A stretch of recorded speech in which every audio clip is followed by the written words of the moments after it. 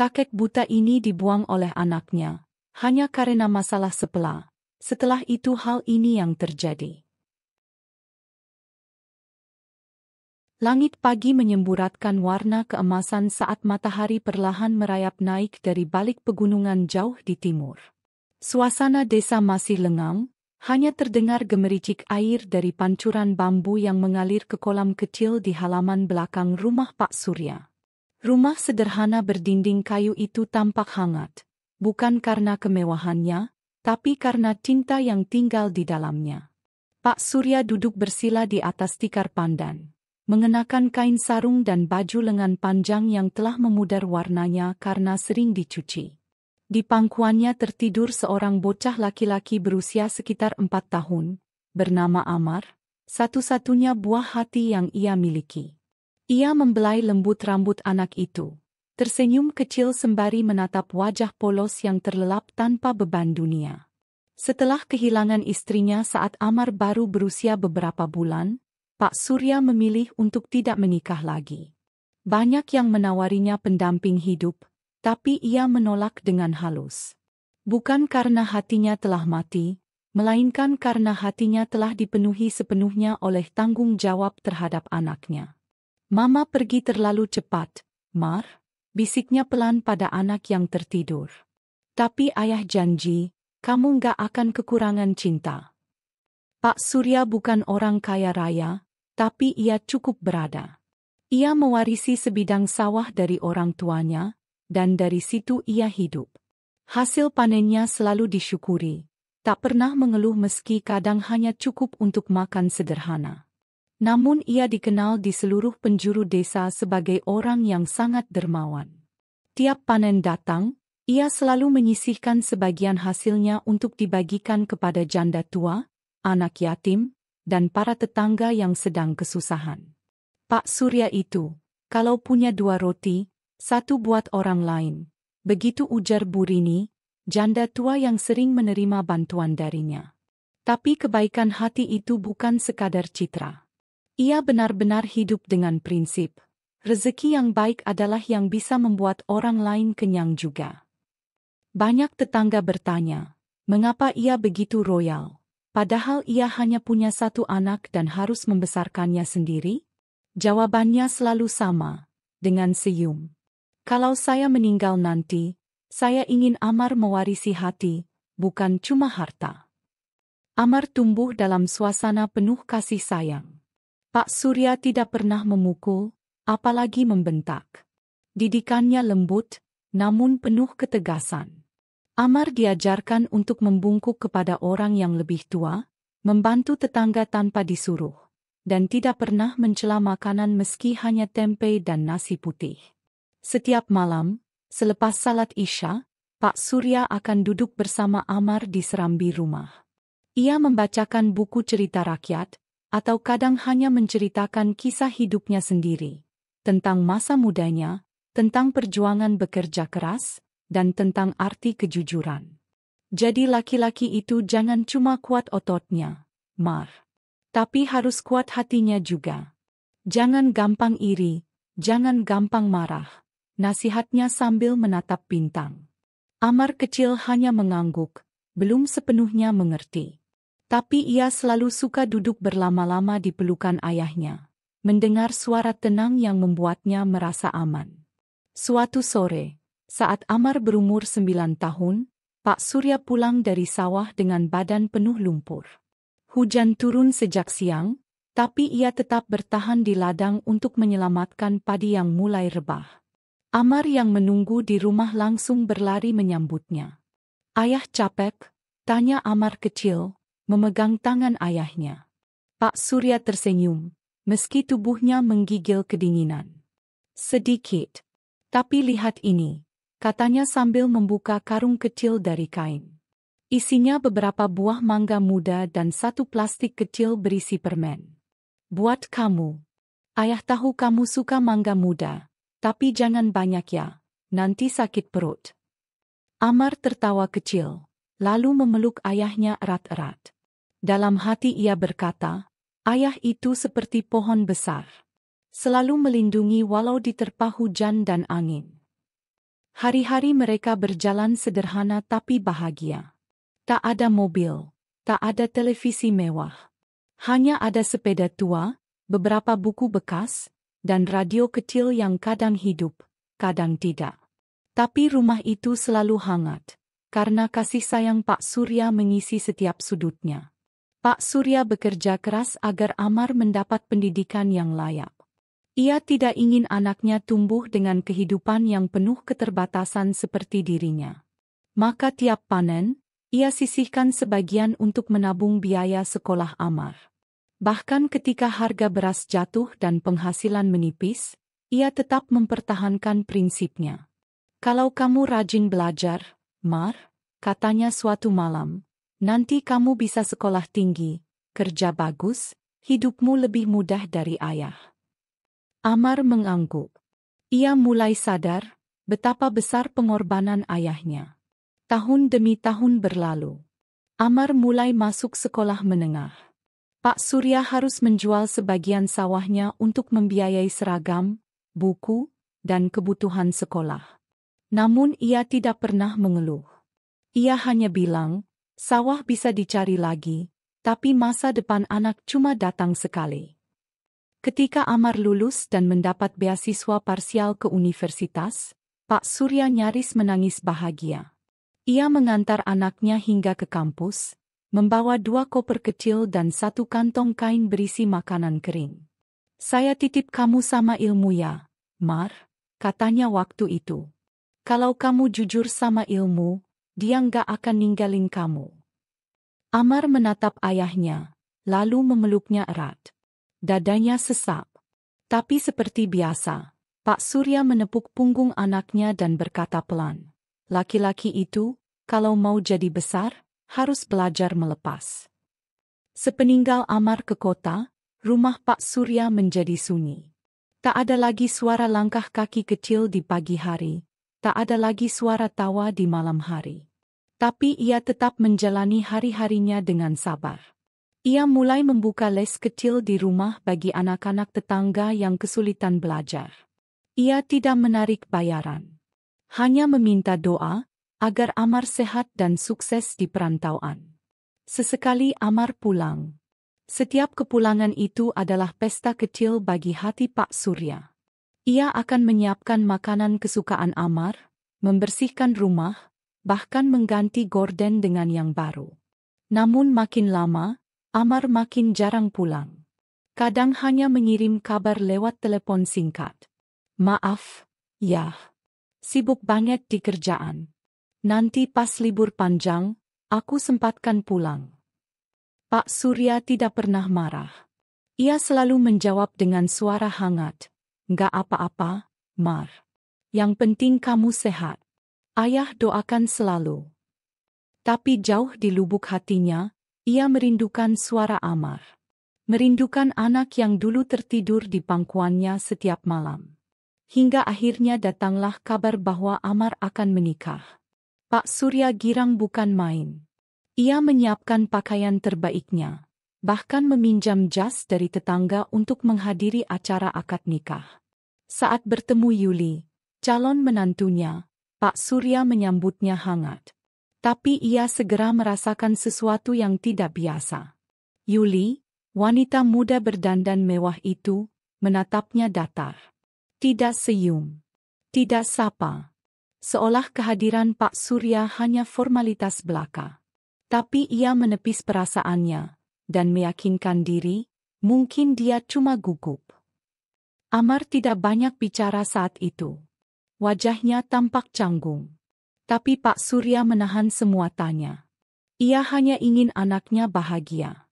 Setelah pernikahan, Amar dan Yuli mengajak Pak Surya tinggal bersama. Biar ayah enggak sendirian di desa, kata Amar. Pak Surya setuju, meski hatinya berat meninggalkan rumah yang telah menjadi saksi semua perjuangannya. Tapi ia percaya, keluarga akan membuat segalanya lebih indah. Saat itu, ia tidak tahu bahwa babak berikutnya dalam hidupnya bukan lagi tentang cinta dan kasih, tapi tentang ujian yang akan membuat mata tuanya, yang mulai kabur oleh penyakit, menangis dalam diam. Namun semua itu belum terjadi di bab ini.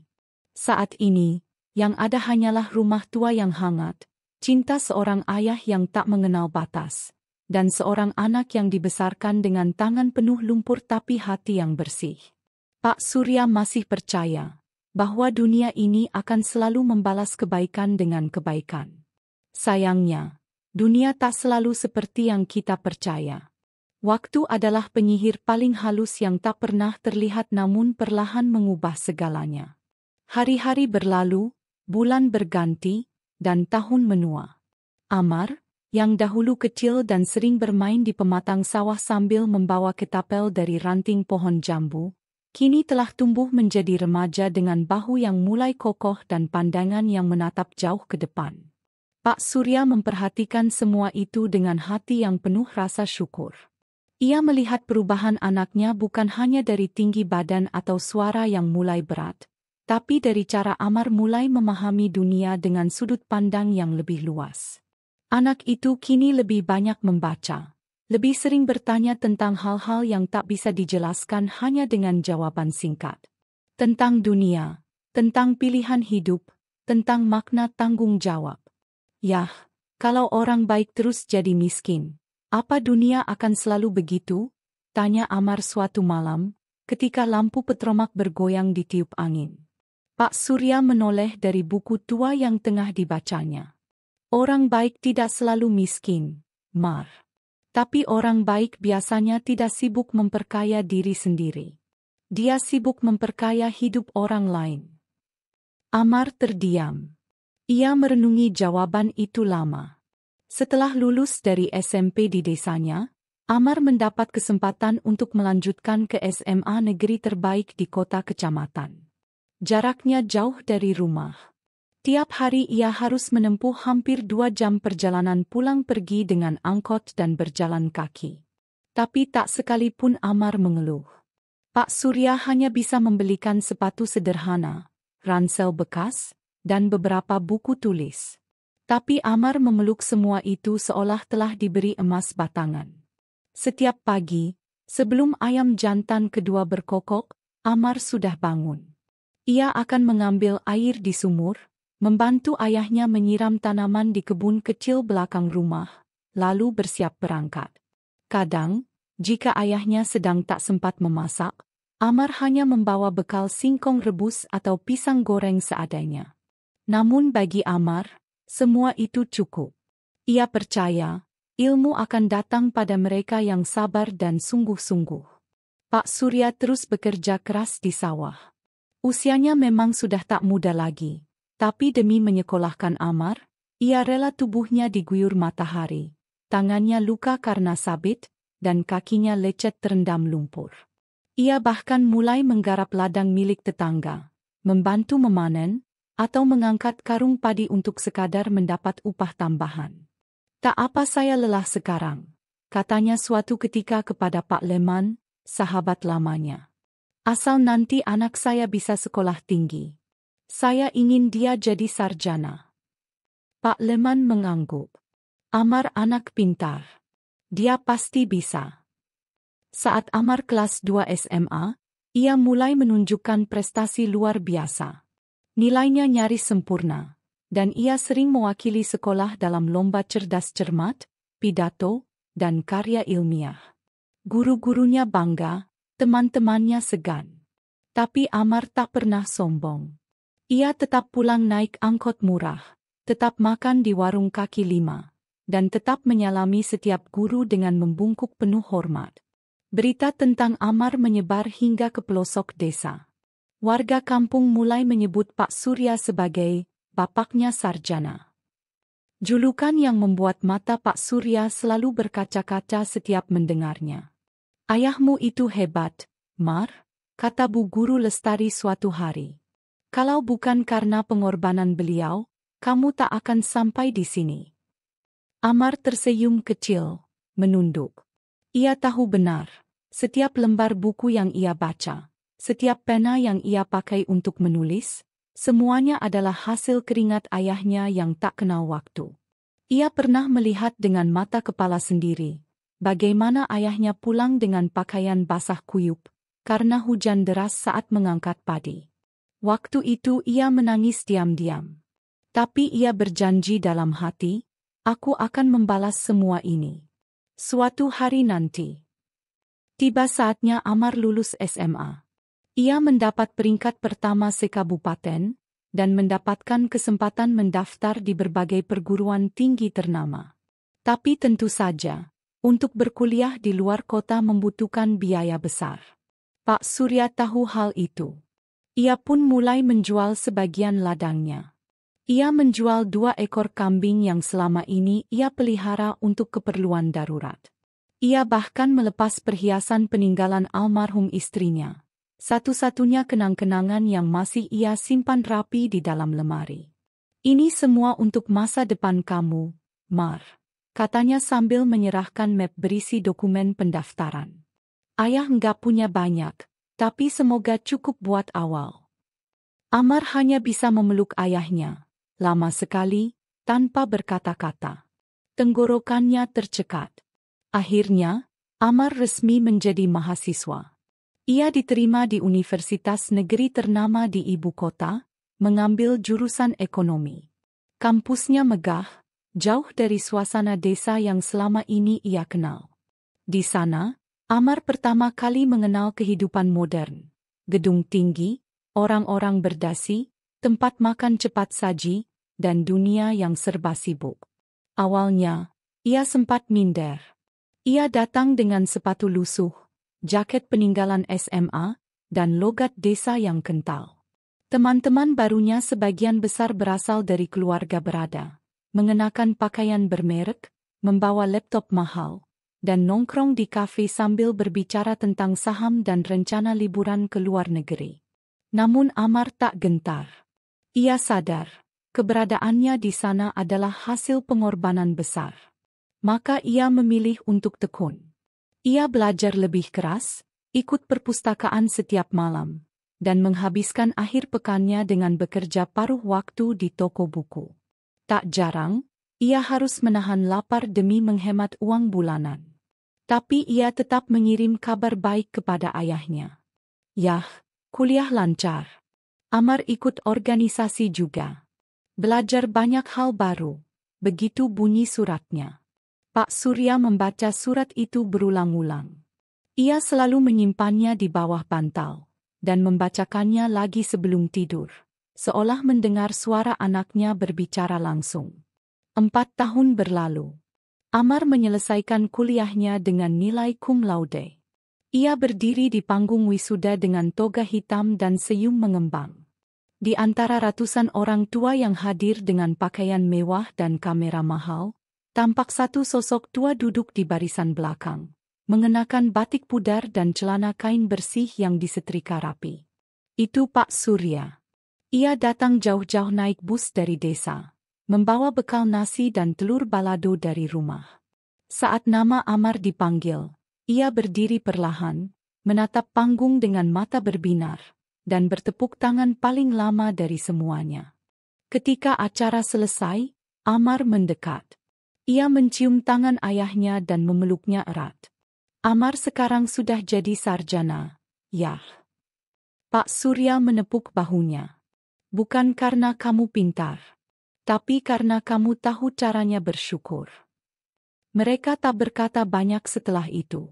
Tapi dunia tahu, itu pelukan 2 manusia yang telah melalui badai bersama. Beberapa bulan setelah wisuda, Amar mendapat pekerjaan di perusahaan besar sebagai analis keuangan. Gajinya lumayan, lingkungan kerjanya modern, dan masa depannya terlihat cerah. Ia mulai mengenal kehidupan kota sesungguhnya, berpakaian rapi, makan di restoran mahal, berteman dengan orang-orang berpengaruh. Di sanalah ia bertemu Yuli. Yuli adalah rekan kerja yang cantik, modis, dan cerdas. Ia berasal dari keluarga terpandang. Mereka sering berbincang setelah jam kantor, bertukar pikiran soal karir dan masa depan. Lama-lama benih cinta tumbuh, dan hubungan mereka makin serius. Namun, dari awal, Yuli tahu bahwa Amar berasal dari keluarga desa yang sederhana. Dan dari awal pula, Wajahnya berubah saat Amar bercerita tentang ayahnya yang seorang petani. "Jadi, kamu anak petani?" tanya Yuli di suatu sore. Amar mengangguk. "Oh," suara Yuli merendah, namun tidak ada penghinaan secara terang-terangan. Tapi dari sorot matanya, Amar menangkap sesuatu yang dingin. Namun ia mencoba mengabaikan perasaan itu. Baginya, cinta bisa mengatasi segalanya. Bukankah ayahnya selalu bilang, nilai manusia bukan di harta, tapi di hati? Sayangnya, dunia tak selalu sepakat dengan ajaran seorang ayah desa. Ketika akhirnya Amar memutuskan untuk menikahi Yuli, ia datang kepada Pak Surya dengan kabar bahagia. Pak Surya menyambutnya dengan doa dan senyum. "Kalau dia bisa membuatmu jadi orang yang lebih baik, Ayah ridho." Pernikahan pun digelar secara sederhana. Amar menginginkan perayaan kecil, tapi keluarga Yuli menuntut acara besar dan elegan. Maka Amar pun berkompromi, meminjam dana dari berbagai sumber agar acara bisa sesuai harapan. Pak Surya hanya menjadi tamu. Ia duduk di sudut aula mewah itu, memakai jas pinjaman, dan menyaksikan putranya menikah dengan gadis kota yang tampak lebih sibuk berfoto ketimbang berbicara dengan mertua. Tak ada pelukan. Tak ada ucapan terima kasih. Hanya senyum kecil dari Amar, seolah berkata, "Ayah, sabar ya. Dunia kami sudah berbeda sekarang." Setelah menikah, Amar membawa Pak Surya tinggal bersama mereka di rumah baru di pinggiran kota. Sebuah rumah modern 2 lantai, lengkap dengan taman kecil dan garasi. Tapi sejak hari pertama, Pak Surya bisa merasakan udara yang berbeda. Yuli hampir tak pernah mengajaknya bicara. Ia hanya memberi instruksi lewat Amar. "Jangan masuk ke dapur, jangan duduk di sofa tamu, jangan menyentuh barang-barang di ruang tengah." Pak Surya menurut. Ia bukan tamu. Ia hanya ayah. Namun malam-malamnya mulai sepi. Tak ada lagi suara anak yang bertanya tentang kehidupan. Tak ada lagi tangan kecil yang memeluknya dalam tidur. Yang ada hanyalah sunyi. Dan kesepian yang pelan-pelan tumbuh seperti rumput liar di hatinya. Tapi ia tetap bersabar. Karena dalam pikirannya, Amar masihlah anak kecil yang dulu ia gendong saat demam. Yang ia suapi saat tak mau makan. Yang ia belikan permen dengan uang hasil menanam sayur. Dan ia percaya, seberat apapun dunia, cinta anak akan selalu kembali ke pangkuan ayah. Sayangnya, Pak Surya tidak tahu bahwa cinta bisa terkikis oleh gengsi. Dan bahwa darah tak selalu menjamin tempat tinggal yang layak di hati. Langit sore tampak bersih, hanya dihiasi awan-awan tipis yang berarak malas. Angin dari arah bukit berhembus pelan, membawa aroma tanah dan dedaunan basah setelah hujan semalam. Desa itu sedang bersolek. Rumah-rumah tetangga dihiasi janur kuning yang melambai tertiup angin. Suara gamelan dari rumah Pak Surya terdengar hingga ke ujung jalan, menandakan bahwa hari itu bukan hari biasa. Hari itu adalah hari pernikahan Amar, anak angkat Pak Surya, dengan seorang gadis dari desa sebelah yang bernama Yuli. Yuli bukan perempuan sembarangan. Ia dikenal sebagai gadis cerdas, santun, dan bersahaja. Putri dari seorang guru madrasah yang sudah lama dikenal luas di 3 desa. Perkenalan mereka bermula dari sebuah kegiatan sosial yang digelar pemerintah desa. Saat Amar baru saja kembali dari kota setelah menamatkan kuliahnya. Saat itu Amar diundang untuk memberi motivasi kepada anak-anak muda desa agar mau melanjutkan pendidikan ke jenjang yang lebih tinggi. Yuli adalah salah satu panitia kegiatan tersebut, dan sejak pertemuan pertama itu, pandangan mereka tak pernah benar-benar berpisah. Pak Surya yang menyaksikan kedekatan mereka tak berkata banyak. Namun hatinya diam-diam menghangat. Ia tahu, cepat atau lambat Amar akan menemukan seseorang yang bisa melengkapi hidupnya. Dan Yuli, dengan kelembutan serta ketulusan sikapnya, membuat Pak Surya yakin bahwa perempuan itu adalah pilihan yang tepat. Pernikahan mereka digelar sederhana namun penuh makna. Lantai rumah Pak Surya dialasi tikar pandan. Dinding-dinding kayu dihiasi kain putih dan bunga melati. Para tetangga datang berbondong-bondong, membawa senyuman dan doa. Wajah Pak Surya tampak berseri-seri, walau di matanya sesekali terlihat genangan haru yang tak bisa ia sembunyikan. Ia tak pernah menyangka bahwa anak yang dulu ia pungut dari tepi sungai, yang tubuhnya dibalut kain kumal dan menangis kelaparan, kini telah tumbuh menjadi lelaki dewasa yang penuh hormat dan bertanggung jawab. Ketika prosesi akad selesai dan tamu mulai beranjak pulang, Pak Surya duduk sendiri di kursi bambu di beranda rumah. Ia menatap ke arah sawah yang menghampar di kejauhan. Matanya kosong, namun dalam dadanya terasa ada sesuatu yang berubah. Sesuatu yang tak bisa ia jelaskan dengan kata-kata. Malamnya, suasana rumah terasa berbeda. Biasanya hanya suara jangkrik dan bunyi serangga malam yang menjadi teman tidurnya. Tapi kini, ada tawa kecil dari kamar Amar dan Yuli yang menyelinap lewat dinding papan. Ada aroma masakan baru dari dapur, ada jejak kaki perempuan yang baru saja menjadi bagian dari keluarganya. Pak Surya tak bisa membohongi diri.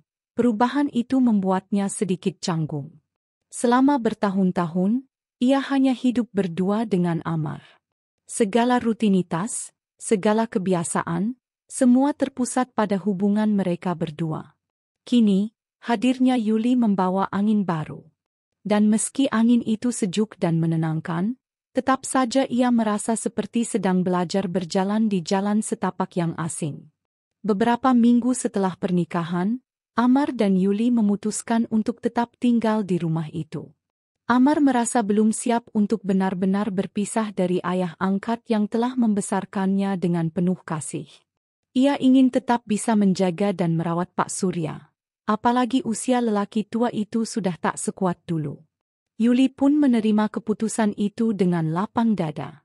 Ia paham, kehadiran Pak Surya dalam hidup suaminya bukan sekadar kewajiban, melainkan ikatan batin yang tak mungkin diputuskan begitu saja. Namun kehidupan berumah tangga tak selalu berjalan mulus. Walau Yuli berusaha keras untuk menyesuaikan diri, Pak Surya kadang merasa terasing di rumahnya sendiri. Ada saat-saat ketika ia merasa seperti tamu di ruang makan. Seperti orang luar yang hanya menyaksikan kehangatan tanpa benar-benar menjadi bagian darinya. Amar mencoba menengahi, tapi ada batas-batas yang tak bisa ia sentuh. Perasaan-perasaan halus yang hanya bisa dipahami oleh hati yang paling dalam. Suatu malam, saat lampu pelita hampir padam, Pak Surya duduk di serambi rumah sambil menyalakan rokok daun.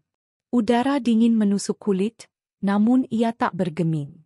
Matanya menatap jauh ke kegelapan, ke arah tempat di mana sungai mengalir diam-diam seperti rahasia masa lalu. Langkah pelan terdengar mendekat. Amar duduk di sebelahnya tanpa suara, hanya ikut menatap malam seperti ayahnya.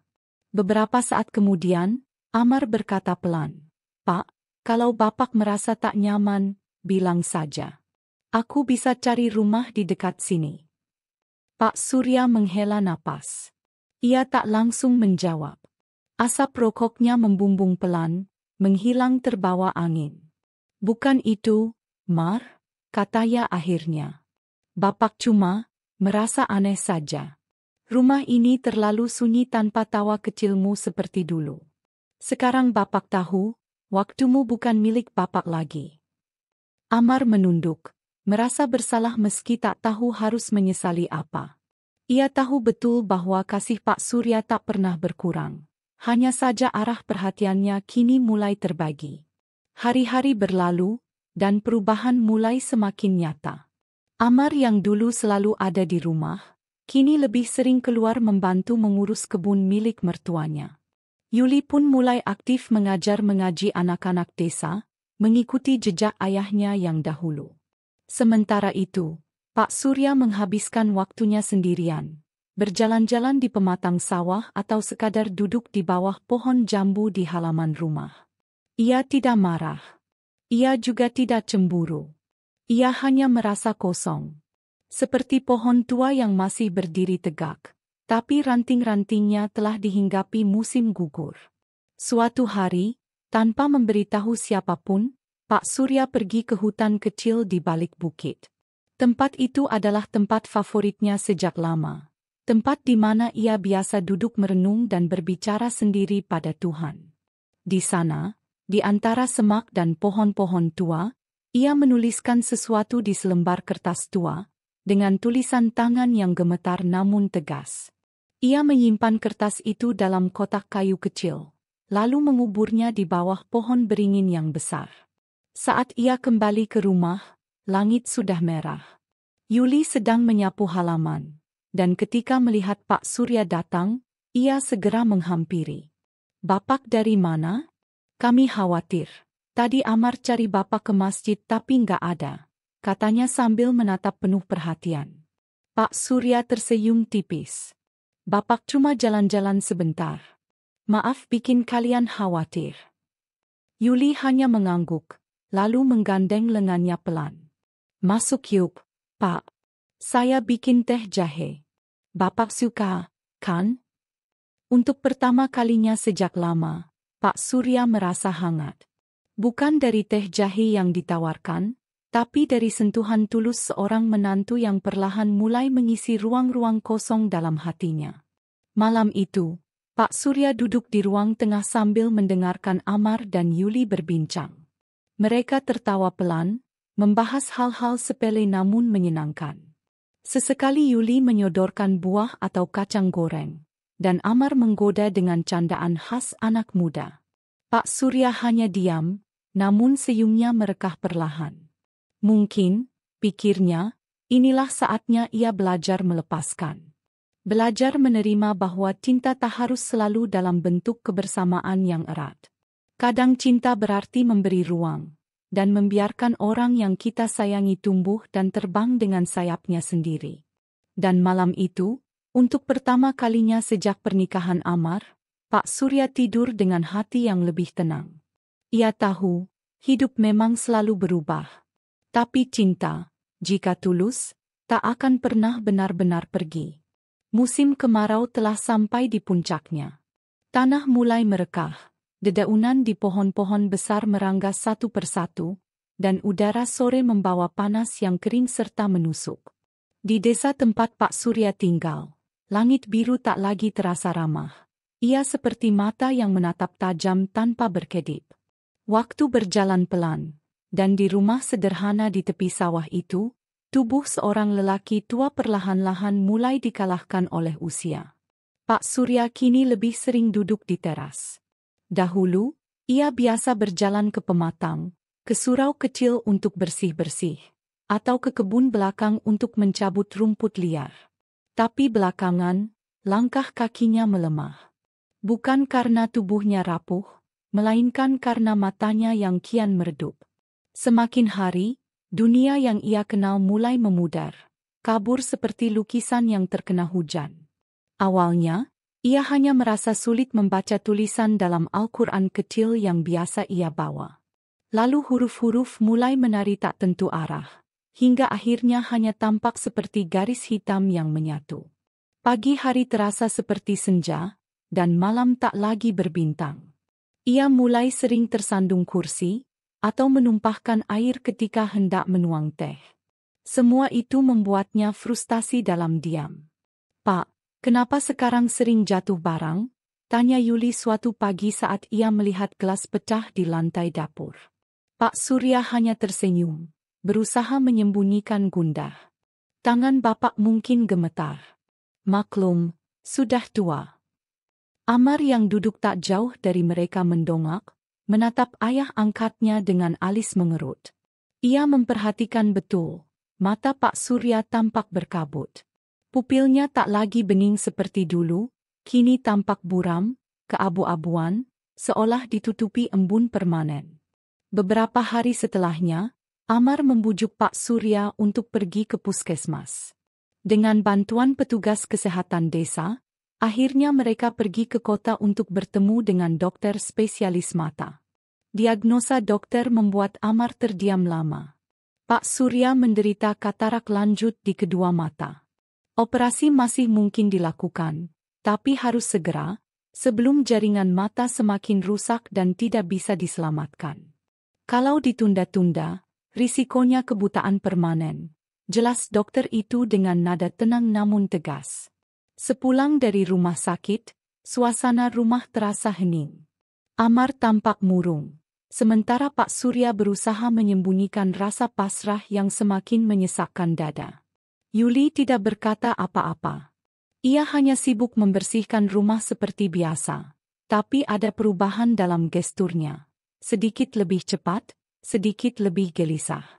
Malamnya, Amar dan Yuli berbincang di kamar. Suara mereka pelan, tapi cukup jelas untuk didengar Pak Surya yang tidur di ruang sebelah. Biaya operasinya nggak sedikit, Mas. Kita masih ada cicilan motor dan renovasi dapur, ucap Yuli, berusaha setenang mungkin. Aku tahu. Tapi ini soal Bapak. Masa kita biarin dia buta?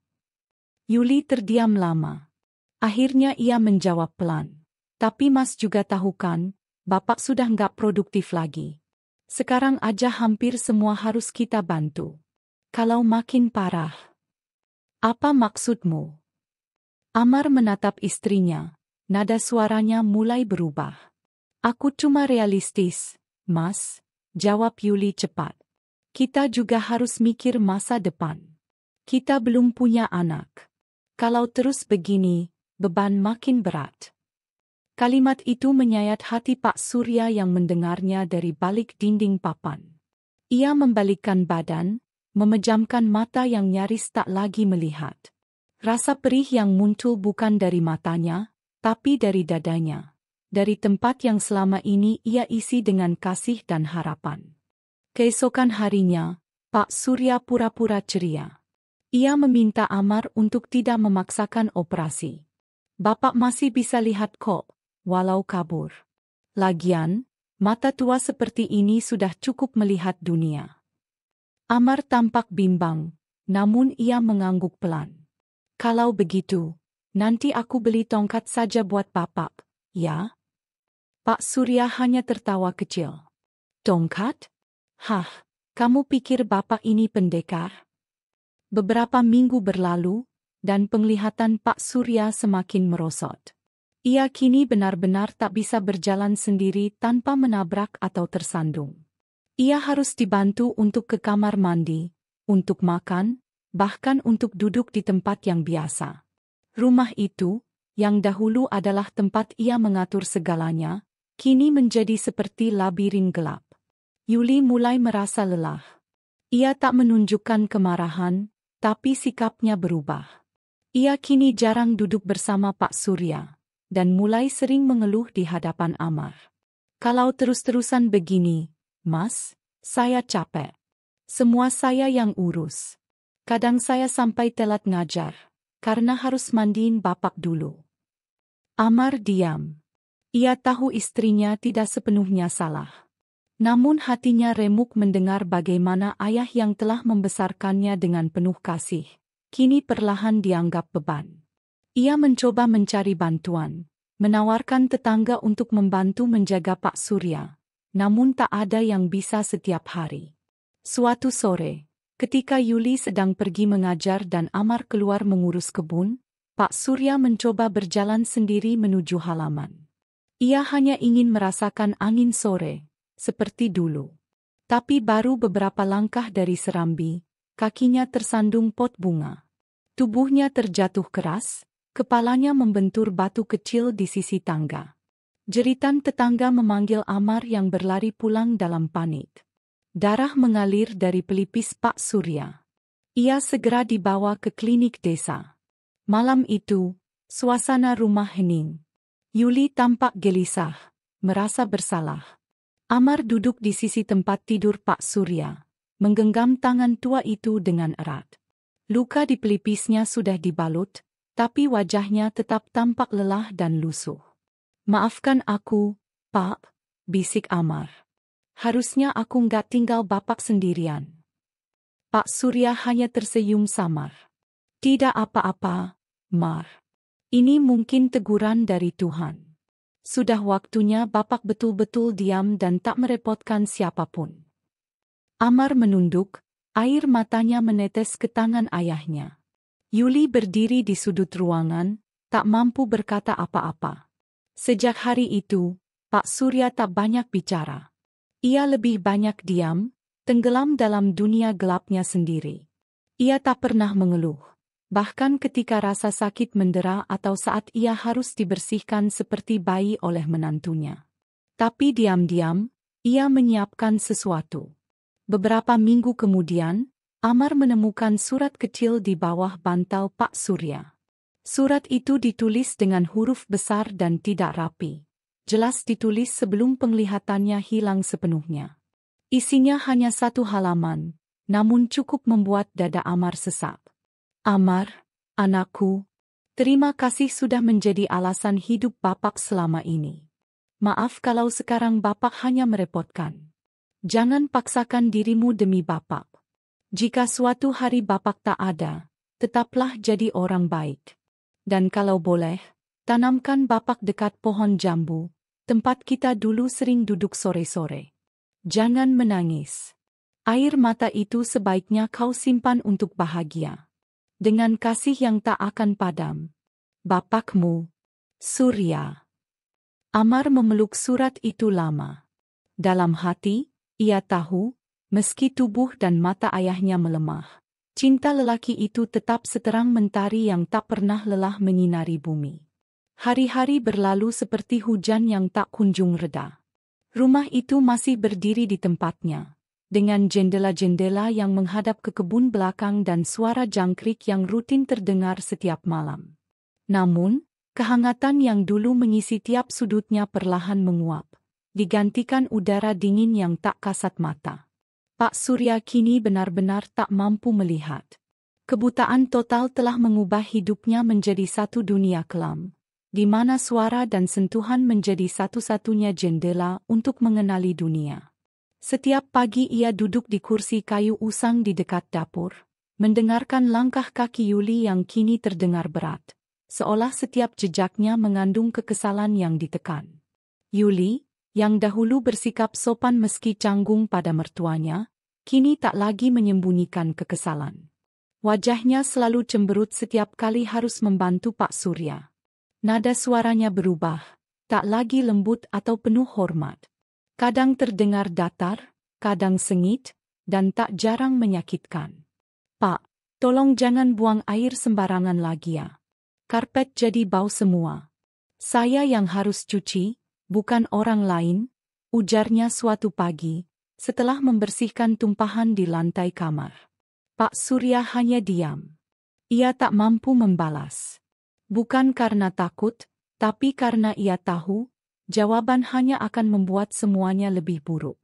Ia merasa seperti beban yang setiap hari dipanggul tanpa keikhlasan.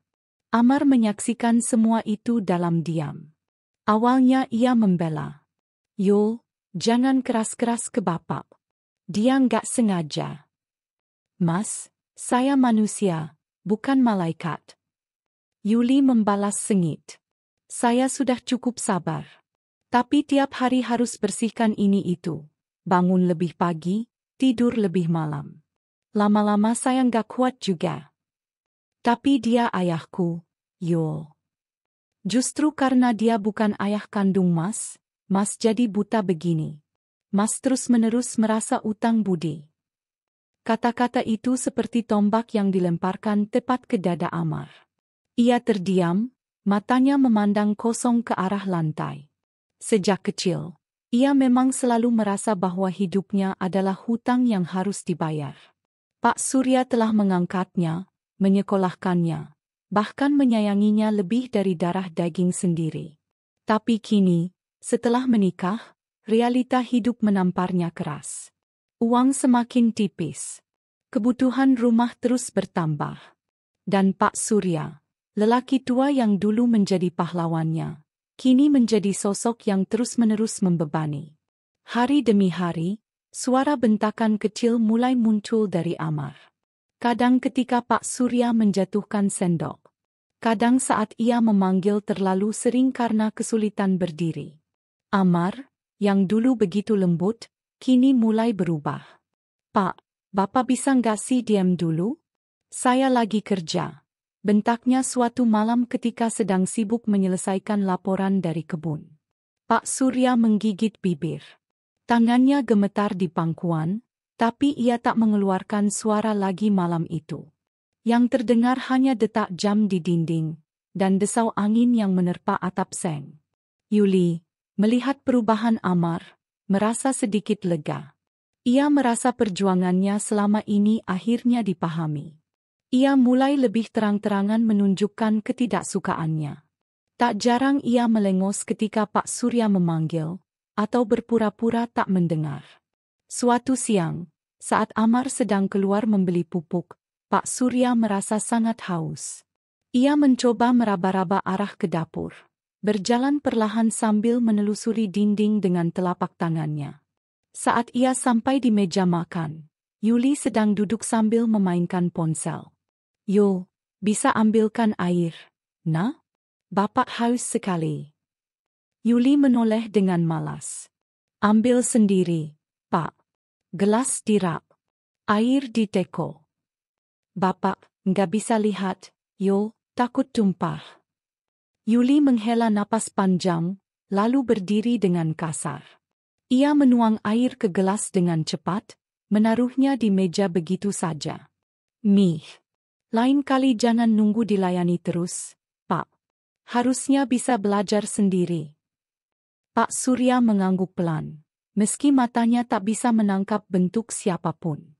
Tangannya meraba gelas dengan gemetar. Ia menyesap pelan, lalu menahan air matanya agar tidak jatuh.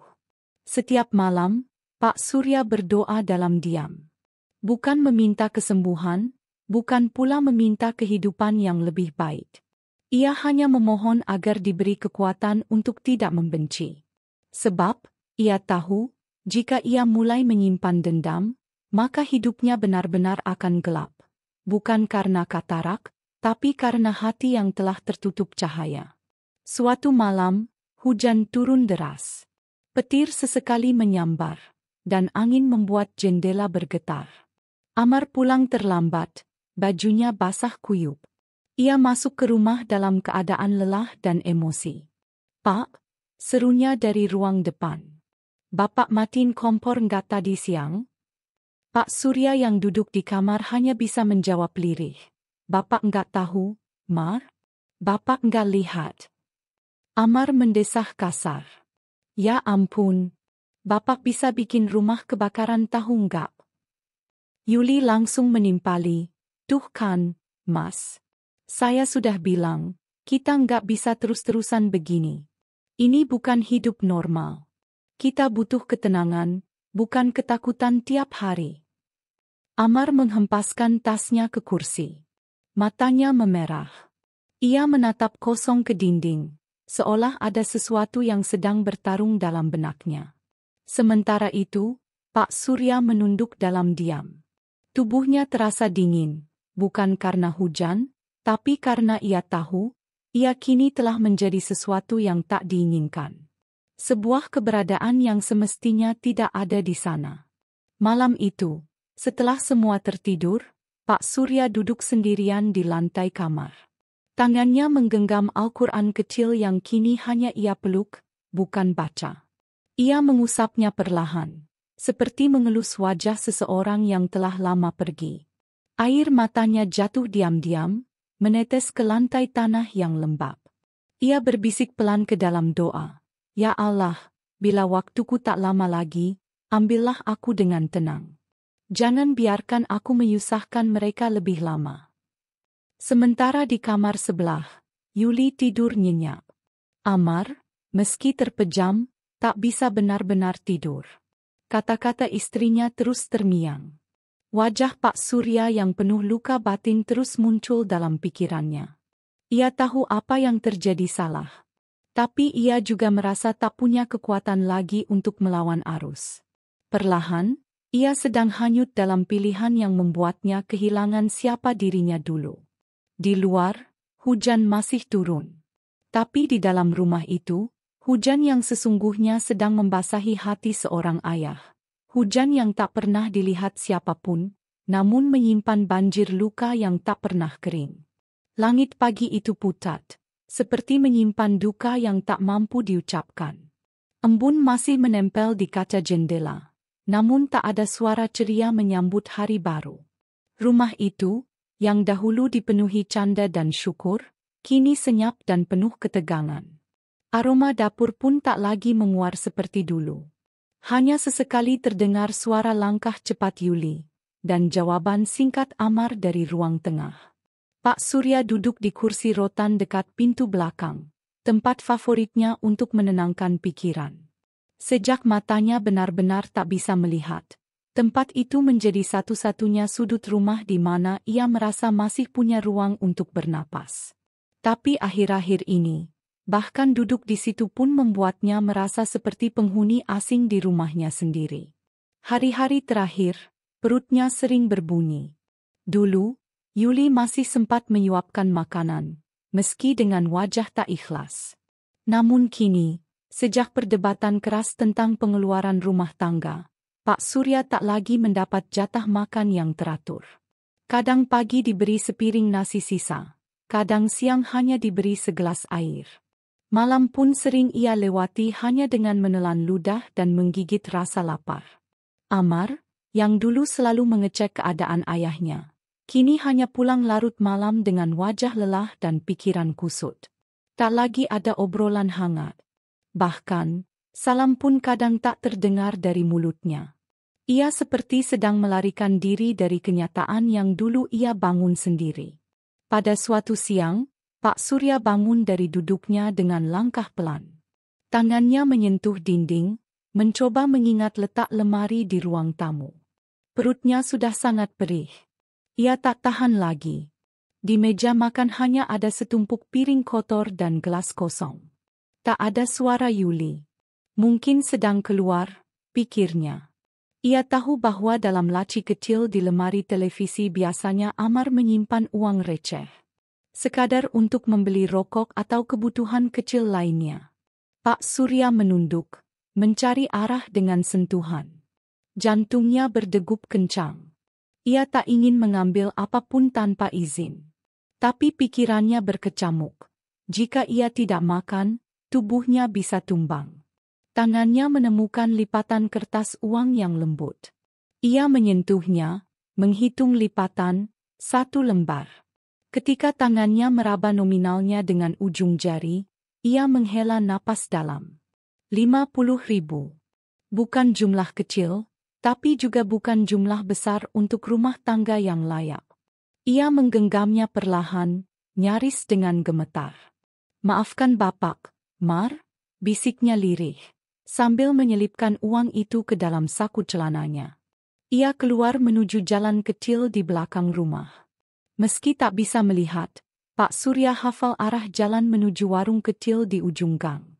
Ia berjalan dengan tongkat kayu, perlahan dan hati-hati. Beberapa tetangga menyapanya, tapi ia hanya membalas dengan anggukan kosong. Di warung itu, ia membeli sebungkus nasi padang sederhana dan sebotol air mineral. "Bawa pulang, Pak?" tanya ibu penjual dengan lembut. Pak Surya tersenyum samar. "Saya makan di sini saja, Bu. Mau sekalian istirahat?" Di bangku kayu warung sederhana itu, ia membuka bungkusan nasi perlahan. Aroma rendang dan sambal menyambut indera penciumannya dengan hangat. Ia makan pelan, setengah bersyukur, setengah menahan tangis. Sudah berhari-hari ia tak merasa kenyang seperti ini. Bukan soal lauknya, tapi soal rasa dihargai sebagai manusia. Namun kebahagiaan itu hanya sesaat. Ketika ia kembali ke rumah, Yuli telah berdiri di depan pintu dengan wajah merah padam. "Bapak kemana aja?" "Uang di lemari hilang." 50.000, teriaknya. Pak Surya terdiam. Ia tak bisa memungkiri. Ia tahu, tak ada alasan yang bisa membuat Yuli paham. "Bapak yang ambil, ya?" "Iya, kan?" Yuli mendekat, suaranya naik 2 oktav. "Uang segitu besar, Pak. Itu buat bayar listrik. Bapak pikir kita ini pohon duit?" Pak Surya mencoba menjelaskan. Bapak lapar, yo, sudah 3 hari Bapak enggak dikasih makan. Karena Bapak enggak pernah bilang. Masa kami harus pantau Bapak terus? Amar datang tergesa dari arah dapur, mendengar keributan itu. Ada apa lagi, yo? Mas, Bapak ambil uang di lemari. 50.000. Buat beli makan katanya. Yuli menunjuk Pak Surya tanpa ampun. Amar menatap ayahnya dengan tatapan campur aduk.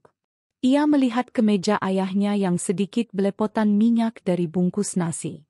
Hatinya mencelos, tapi mulutnya mendahului pikirannya.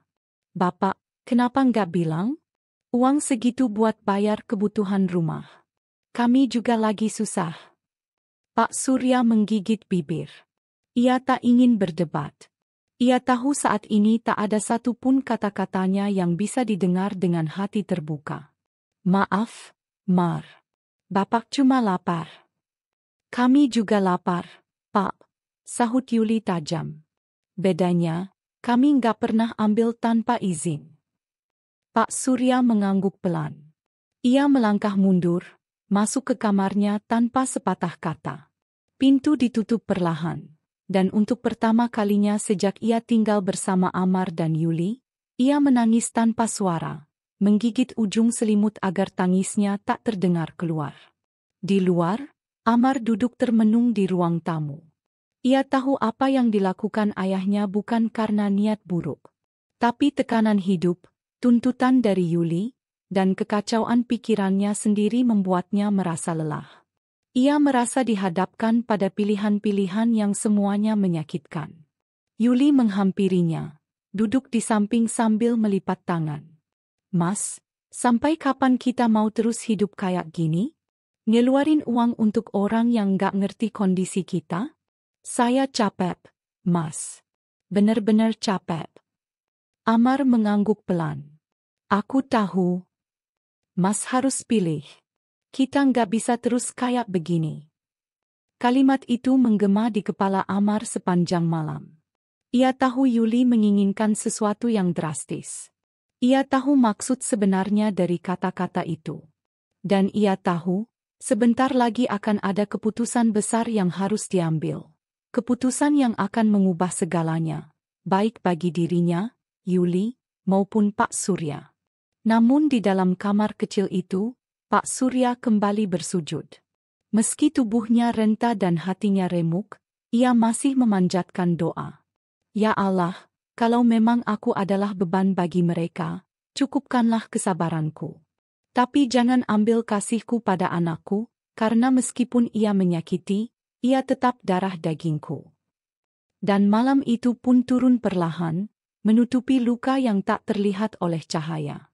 Luka yang ditorehkan bukan oleh musuh, melainkan oleh tangan yang dulu ia didik dengan cinta. Hari-hari setelah kejadian uang 50.000 itu berubah menjadi neraka kecil bagi Pak Surya. Yuli tak lagi bicara padanya kecuali dengan suara keras dan nada penuh kebencian. Amar, meski tak sekeras istrinya, mulai bersikap dingin. Tatapan yang dulu penuh kasih berubah menjadi kosong. Bahkan kadang menyiratkan penyesalan. Seolah keberadaan Pak Surya di rumah itu adalah sebuah kesalahan besar. Setiap langkah Pak Surya di dalam rumah terasa berat. Seperti berjalan di atas duri yang tak kasat mata. Ia tak lagi diberi makanan secara rutin. Kadang, Yuli membanting piring berisi sisa nasi di lantai, menyuruhnya makan seperti seekor binatang. Tangannya yang renta dan matanya yang buta membuat semua terasa jauh lebih menyakitkan daripada sekadar kelaparan. Tapi Pak Surya menahan semua itu, menelan air mata bersama rasa malu dan rindu yang tak pernah ia bagi. Sampai pada suatu malam yang sunyi. Langit tertutup awan tebal, seolah menyembunyikan bintang-bintang dari dunia yang penuh duka. Angin berhembus lirih. Seperti ingin menyampaikan kabar buruk pada siapapun yang masih terjaga. Di ruang tengah, Yuli dan Amar duduk berhadapan, saling tatap dalam diam yang tak nyaman. Mas, saya udah nggak tahan, ujar Yuli akhirnya. Suaranya serak karena emosi tertahan. Amar menghela napas, menatap meja kosong di depannya. Aku juga capek, yo. Kalau begitu, kenapa Mas masih biarin Bapak tinggal di sini? Amar menunduk. Pertanyaan itu sudah lama bergema di kepalanya. Namun ia menolaknya, terus-menerus. Tapi malam itu, kelelahan dan bisikan ego menang atas suara hati kecilnya. Yuli mendekat, menggenggam tangan suaminya. Mas tahu sendiri, kita hampir nggak bisa bayar listrik bulan ini. Kita nggak bisa terus kayak gini. Bapak bukan cuma beban fisik, Mas. Tapi juga beban pikiran, emosi. Lalu, kamu mau kita apakan? Yuli terdiam sejenak, lalu mengucapkan kalimat itu, pelan tapi tajam seperti sembilu. Kita antar saja ke tempat yang jauh. Di luar kota. Di hutan atau kampung terpencil. Biar dia hidup dengan caranya sendiri. Masih banyak orang baik di luar sana. Siapa tahu ada yang kasihan dan mau menolong. Amar menatap istrinya lekat-lekat. Ia ingin berkata tidak. Ingin menolak ide gila itu. Tapi semua masalah yang menumpuk, beban ekonomi, emosi, dan suara Yuli yang terus membujuk seperti racun yang manis, membuat pikirannya kehilangan arah. Ia mengangguk. Malam itu, setelah Pak Surya tertidur dalam kelelahan dan perut kosong, Amar masuk ke kamarnya diam-diam. Ia menyelimuti tubuh kurus itu dengan jaket tuanya, lalu mengangkat perlahan. Pak Surya terbangun. War? Ada apa, nak? Tenang, Pak. Kita mau jalan-jalan sebentar. Bapak butuh udara segar, kan? Jawab Amar sambil berusaha menjaga nada suaranya tetap tenang. Pak Surya tersenyum tipis. Meski hatinya merasa aneh, ia tak bertanya lebih lanjut. Mungkin, pikirnya, anaknya mulai luluh. Mungkin, setelah sekian lama, kasih sayang itu masih tersisa. Yuli menunggu di mobil. Membuka pintu belakang sambil menatap Pak Surya seolah sedang memindahkan karung beras tua. Mobil melaju tanpa arah yang jelas. Jalanan mulai sepi. Kota berganti desa, desa berganti kebun. Hingga akhirnya hutan mulai terlihat di sisi kanan kiri. Pak Surya mencium bau tanah yang lembab, aroma pohon-pohon liar dan suara jangkrik dari kejauhan. Kita kemana ini, Mar? Tanyanya pelan. Tenang aja, Pak. Bentar lagi sampai. Mobil berhenti di sebuah jalan tanah yang gelap, di tengah pepohonan rimbun. Amar membuka pintu dan membantu ayahnya turun. Pak Surya meraba-raba tanah di bawah kakinya, merasakan rumput dan batu kecil. Ia mulai merasa ada yang tidak beres. Mar, ini di mana? Kok kayak hutan? Pak, maaf. Suara Amar terdengar berat. Pak Surya terdiam. Ia tahu nada itu. Nada seseorang yang akan meninggalkan. Nada perpisahan yang tak pernah ia bayangkan datang dari anak kandungnya sendiri.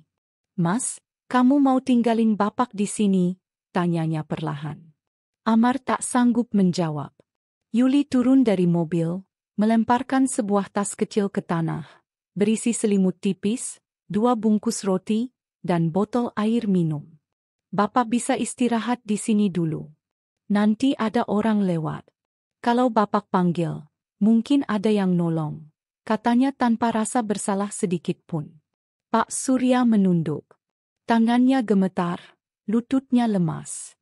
Anakku yang kubesarkan dengan cinta, yang kuantar sekolah dengan doa, ini balasanmu. Amar menutup mata. Ia tak tahan melihat wajah itu. Tapi Yuli menarik tangannya. Ayo, Mas. Sebelum ada yang lihat. Dan mobil itu pergi, menelan suara Pak Surya yang memanggil di belakang. Mar, Nak, jangan tinggalin Bapak di sini. Tolong, Nak, jangan. Tapi suara itu hanya didengar pepohonan dan binatang malam. Pak Surya jatuh terduduk, memeluk tas kecil itu, tubuhnya menggigil. Malam menjelma menjadi monster sunyi, menggigitnya perlahan dengan udara dingin dan rasa kehilangan yang tak terlukiskan. Ia tak menangis. Air matanya sudah habis sejak lama. Yang tersisa hanyalah doa, lirih dan lirih, tertiup angin yang melintas. Ya Allah, lindungi anakku dari murka MU, tapi biarkan aku kau peluk malam ini. Pagi itu udara terasa lebih berat di gang sempit tempat Amar dan Yuli tinggal. Biasanya, suara anak-anak bermain dan ibu-ibu bercengkerama menjadi musik alami yang menyambut pagi. Tapi kini, seolah semuanya diam. Suara sepeda motor tetangga terdengar seperti gema yang menggelegar, dan langkah kaki yang lewat seakan membawa kabar buruk. Di balik jendela rumahnya, Amar gelisah. Ia sudah berhari-hari tidak bekerja, dan Yuli semakin sering berdiam di kamar. Mereka berdua tahu, sesuatu mulai bergerak. Kecemasan yang semula hanya berbisik, kini mulai berteriak dalam diam. Pukul 9 pagi, pintu rumah mereka diketuk keras. Tok, tok, tok, tok, tok. Amar tersentak. Ia melirik Yuli yang tampak pucat. Tanpa berkata-kata, mereka tahu, waktunya sudah tiba.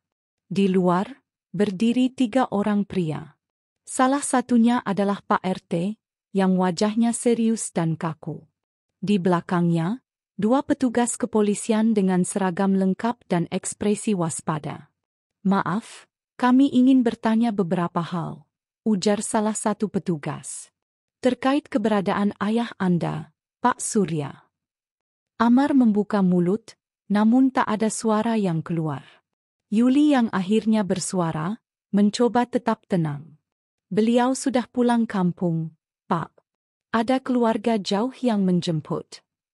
Boleh kami tahu alamat lengkap keluarga tersebut? Tanya petugas, datar. Yuli terdiam.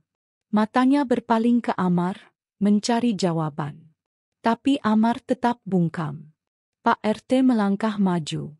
Maaf, Amar. Warga mulai curiga karena sudah hampir 2 minggu Pak Surya tidak terlihat. Dan beberapa orang tahu, beliau tidak punya keluarga lagi. Yuli mulai menangis. Tangis yang bukan karena sedih, tapi karena tekanan yang tak bisa lagi ditahan. Dia yang buang, Pak. Amar yang bawa ayahnya ke hutan. Aku cuma ikut, aku cuma. Yuli, bentak Amar, matanya merah. Jangan ngomong sembarangan. Tapi sudah terlambat. Kata-kata Yuli sudah keluar, dan tidak bisa ditarik kembali. Petugas mencatat sesuatu di buku kecilnya, lalu berkata, kami mohon Anda ikut ke kantor sebentar. Hanya untuk klarifikasi. Semakin cepat Anda jujur, semakin cepat masalah ini bisa selesai. Amar menatap lantai. Ia tahu semuanya berakhir. Tidak ada lagi kebohongan yang bisa menutup dosa mereka. Ia hanya mengangguk pelan, lalu berjalan keluar rumah, diikuti oleh Yuli yang masih terisak. Warga mulai keluar dari rumah masing-masing. Ibu Lilis, Pak Tamin, dan beberapa pemuda kampung berdiri di pinggir jalan. Wajah-wajah mereka mencampur amarah dan kecewa. Seorang anak kecil bertanya polos pada ibunya, Bu, kenapa Om Amar dibawa polisi? Sang ibu tak menjawab. Ia hanya memeluk anaknya, sambil menatap Amar dan Yuli dengan mata berkaca-kaca. Di kantor polisi, interogasi berjalan cepat. Petugas sudah punya cukup petunjuk dan pernyataan saksi dari warga. Bahkan mereka sudah mendapat laporan dari seorang warga desa yang mendengar cerita dari Pak Surya langsung, yakni Karta, sang penolong. Beberapa hari sebelumnya, Karta yang mendengar bahwa Pak Surya berasal dari kota A, tempat Amar tinggal, berinisiatif menghubungi nomor RT yang didapat dari Pak Surya, meski samar-samar. Ternyata benar, RT itu mengakui kenal Amar, dan akhirnya laporan pun dilanjutkan ke pihak berwajib. Saya cuma kelelahan, Pak, ujar Amar lemas saat diperiksa. Saya stres, ayah selalu mengeluh, menyalahkan saya cuma ingin ketenangan. Petugas menatapnya tanpa simpati. Lalu Anda berpikir meninggalkan ayah kandung yang sudah tua dan buta di tengah hutan adalah solusi? Amar tertunduk. Saya hilaf. Yuli, yang duduk di ruangan terpisah, masih menangis. Namun berbeda dari sebelumnya. Kali ini tangisnya diiringi rasa bersalah yang nyata. Ia mulai mengulang-ulang kalimat yang membuat hati siapapun pilu. Saya juga salah, Pak, saya juga jahat, saya harusnya mencegah dia. Pemeriksaan berlangsung hampir seharian. Setelahnya, keduanya tidak langsung ditahan, tetapi dikenai status tersangka dalam penyelidikan, sambil menunggu hasil observasi medis terhadap Pak Surya dan laporan resmi dari keluarga atau saksi penolongnya. Keesokan harinya, berita menyebar cepat di lingkungan mereka. Anak durhaka buang ayah buta di hutan. Tetangga syok, polisi turun tangan. Judul berita lokal yang viral di media sosial dan grup WhatsApp warga. Warga yang dulu menghormati Amar sebagai pria karismatik, kini menatapnya dengan tatapan getir. Seorang ibu pernah berkata, kalau anak bisa tega buang ayahnya, apalagi yang bisa dia lakukan pada orang lain. Namun, di tengah kehebohan dan kemarahan warga, satu hal yang menenangkan adalah kabar bahwa Pak Surya masih hidup dan sehat. Ketua RT, bersama petugas dan perwakilan warga, datang langsung ke desa tempat Karta tinggal untuk bertemu Pak Surya. Ketika rombongan itu tiba, Pak Surya sedang duduk di depan gubuk bersama Bu Wati, menjemur tubuhnya di bawah hangat matahari pagi. Pak RT menangis melihatnya. Ia memeluk Pak Surya, meminta maaf karena tak pernah tahu bahwa tetangganya selama ini menderita diam-diam. Saya yang salah, Pak. Kami semua tak pernah benar-benar memperhatikan Bapak. Pak Surya tersenyum tipis. Jangan salahkan siapa-siapa. Mungkin ini memang sudah takdir. Tapi saya bersyukur, masih ada orang baik seperti Karta dan istrinya. Pak Surya dibawa ke rumah sakit kota untuk pemeriksaan lengkap. Ia dinyatakan stabil secara fisik, meski mengalami penurunan berat badan dan dehidrasi ringan. Kondisinya bisa pulih total dengan perawatan rutin. Namun secara psikologis, luka batin itu tak semudah diobati. Media mulai meliput kisah ini. Banyak yang tersentuh. Sebagian geram. Tapi ada pula yang mulai berdonasi untuk membantu Pak Surya. Sementara itu, Amar dan Yuli harus bersiap menghadapi konsekuensi hukum. Meski belum divonis, masyarakat sudah menjatuhkan vonis sosial. Mereka adalah anak-anak yang membuang orang tuanya demi kenyamanan pribadi. Di balik jeruji pikiran yang mengurungnya, Amar merenung. Untuk pertama kalinya dalam hidup, ia benar-benar merasa kecil. Bukan karena hinaan orang, tetapi karena ia sadar. Yang ia buang bukan sekadar orang tua, tapi akar hidupnya sendiri. Hari itu langit mendung, seolah-olah ikut menjadi saksi atas perjalanan panjang kehidupan seorang ayah yang telah dilukai, dan dua anak manusia yang harus menerima ganjaran dari perbuatan mereka. Di ruang sidang yang hening, hanya terdengar ketukan palu dari hakim yang tegas. Semua mata tertuju pada sepasang suami istri yang duduk di kursi terdakwa, Amar dan Yuli. Setelah melalui serangkaian pemeriksaan, penyelidikan, dan keterangan saksi serta korban, ucap hakim dengan nada tenang namun tegas, maka pengadilan menjatuhkan hukuman kepada terdakwa Amar dan Yuli berupa pidana penjara masing-masing selama 2 tahun atas tindak penelantaran lansia dan penganiayaan non-fisik terhadap orang tua kandung. Suara palu kembali terdengar. Gedebuk. Yuli menangis histeris, menutupi wajahnya dengan tangan. Amar hanya tertunduk, tak berkata-kata. Bukan karena tak mampu, tapi karena tahu bahwa semua ini adalah buah dari pilihan hidupnya sendiri. Beberapa pengunjung sidang menunduk haru. Ada yang menitikkan air mata untuk Pak Surya. Ada pula yang menatap Amar dengan iba. Bukan karena kasihan pada hukumannya, tapi karena menyesal bagaimana seorang anak bisa kehilangan arah begitu dalam. Sementara itu, di sebuah rumah kecil di pinggir desa, Pak Surya sedang duduk di kursi rotan menghadap ke taman mungil. Matanya belum sepenuhnya pulih, tapi berkat operasi katarak yang dibiayai oleh hasil donasi dan bantuan pemerintah, penglihatannya mulai membaik. Saya bisa lihat samar-samar warna daun sekarang, ucapnya pada Karta dan Wati, pasangan suami istri yang telah menyelamatkannya. Karta tersenyum, menyodorkan secangkir teh hangat. Pelan-pelan saja, Pak. Yang penting Bapak sudah sehat dan bahagia lagi. Pak Surya menerima cangkir itu dengan tangan gemetar, namun senyumnya merekah. Bukan karena teh yang harum, melainkan karena hangatnya kasih yang ia rasakan kembali. Bukan dari darah dagingnya, tapi dari orang asing yang punya hati emas. Beberapa hari setelah sidang, berita hukuman Amar dan Yuli tersebar luas. Warga kampung yang dulu mengenal mereka sebagai pasangan muda sukses, kini hanya mengenangnya sebagai anak-anak durhaka.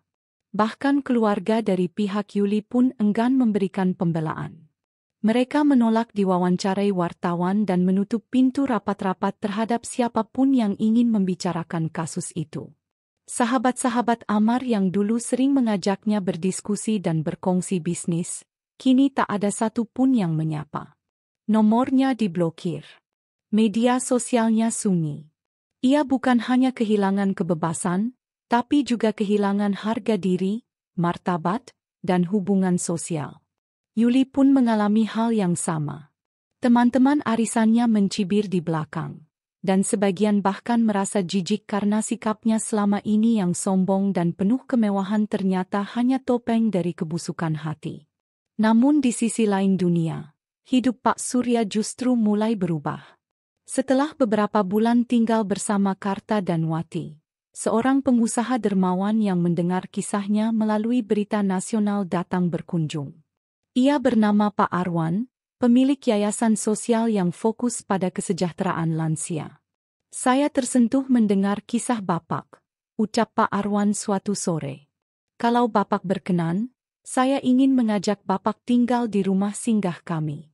Ada taman luas, kegiatan harian, dan staf medis yang siap membantu kapanpun. Bapak tak akan sendirian lagi. Pak Surya terdiam sejenak. Matanya yang mulai cerah menatap wajah Pak Arwan dengan penuh syukur. Saya tidak ingin merepotkan siapapun lagi, Nak. Bapak bukan merepotkan, sahut Pak Arwan sambil tersenyum. Bapak berhak bahagia. Kami hanya ingin menemani Bapak, bukan mengasihani. Akhirnya, dengan restu Karta dan Wati, Pak Surya pindah ke rumah singgah lansia yang asri di pinggiran kota. Di sana, ia bertemu dengan orang-orang seusianya, saling bertukar cerita, tertawa, dan melakukan kegiatan bersama seperti menanam bunga, membaca buku, atau bermain musik. Minggu pertama, ia masih terlihat canggung. Tapi minggu kedua, senyum itu kembali menghiasi wajahnya. Senyum yang pernah hilang ketika ia merasa hidupnya tak berharga. Beberapa relawan yang datang ke rumah singgah mengaku selalu menangis diam-diam setiap kali mendengar kisah Pak Surya. Tapi mereka juga merasa diberkati karena bisa mengenal sosok yang kuat, sabar, dan penuh kasih seperti dirinya. 3 bulan kemudian, Pak Surya berdiri di taman rumah singgah, menatap bunga matahari yang sedang bermekaran. Ia tersenyum, bukan karena tidak ada luka, tapi karena luka itu kini tak lagi berdarah. Ia memejamkan mata sejenak, mengingat kembali wajah Amar kecil, tawa polosnya, langkah kaki kecilnya yang berlari memeluk sang ayah. Ingatan itu masih utuh. Namun kini, ia memilih untuk memaafkan, bukan untuk Amar atau Yuli, tapi untuk dirinya sendiri. Hidup terlalu singkat untuk terus membawa luka. Biarlah keadilan berjalan di jalurnya. Biarlah waktu yang memperbaiki semua yang rusak. Ia sudah melakukan bagiannya, mencintai, mendidik, dan bertahan. Kini, tugas hidupnya hanya satu, menikmati ketenangan yang telah lama hilang. Di akhir minggu itu, rumah singgah mengadakan acara kecil, malam puisi dan cerita. Pak Surya diminta berbagi kisah di depan para penghuni dan relawan. Dengan suara pelan namun mantap, ia membuka kisahnya dari awal hingga akhir. Semua terdiam. Tak ada mata yang kering. Namun, saat ia mengakhiri kisahnya, ia tersenyum dan berkata, "Meski gelap menyelimuti mata saya dulu, hati saya tetap melihat cahaya. Dan sekarang, saya tahu, hidup saya belum berakhir. Ia baru saja dimulai lagi." Tepuk tangan membahana. Malam itu, langit penuh bintang. Dan di antara semua cahaya itu, ada satu bintang tua yang akhirnya kembali bersinar. Tenang, damai, dan penuh cahaya pengampunan. Sahabat semua, dari kisah Pak Surya, kita belajar satu hal penting. Jangan pernah lupakan jasa orang tua, sekecil apapun itu. Mereka adalah alasan kita bisa berdiri hari ini. Mereka yang rela berkorban, melepas segala demi masa depan anak-anaknya, bahkan ketika hidup mereka sendiri tak mudah. Amar lupa bahwa semua kesuksesannya berawal dari peluh dan air mata seorang ayah yang membesarkannya dengan cinta tanpa syarat. Dan Yuli lupa bahwa kesombongan dan kekayaan tak ada artinya jika hatimu miskin kasih dan empati. Dalam hidup, keberhasilan bukan hanya soal seberapa tinggi pendidikanmu atau seberapa besar hartamu, tapi seberapa besar hatimu menjaga dan merawat mereka yang dulu menjaga dan merawatmu. Ingatlah, ketika kita memperlakukan orang tua dengan kejam, dunia pun akan membalas kita dengan cara yang tak terduga. Tapi ketika kita menghormati mereka, ridho dan keberkahan akan mengalir dalam hidup kita. Semoga kisah ini menjadi pengingat bahwa cinta sejati tak butuh balasan, tapi bukan berarti pantas disia-siakan.